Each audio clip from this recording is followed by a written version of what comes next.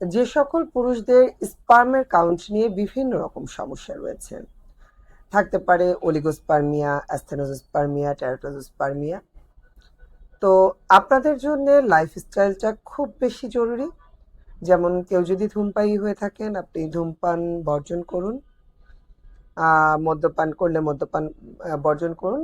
মোট কথায় বলতে গেলে যদি কোনো রকম বদ অভ্যাস অর্থাৎ মাদকাসক্ত হওয়ার কোনো সম্ভাবনা থেকে থাকে, এগুলো পরিহার করুন। আপনার লাইফস্টাইলটা পরিমিত করুন, নিয়মতান্ত্রিকভাবে জীবনটাকে পরিচালিত করুন। সাথে সাথে যে খাবারগুলো শুক্রাণুর কাউন্ট বৃদ্ধি বা গঠন এবং গতিশীলতা ঠিক করতে সাহায্য করে, এই খাবারগুলো আপনার খাদ্য তালিকায় রাখতে পারেন। এবং যে খাবারগুলো স্পার্মের কাউন্ট এবং গঠন গতিশীলতা বৃদ্ধির পথকে আসলে রোধ করে, এই খাবারগুলো আপনার খাদ্য তালিকা থেকে বাদ দিন। এবং সাথে সাথে একজন অভিজ্ঞ ডাক্তারের শরণাপন্ন হয়ে ঔষধ সেবন করুন।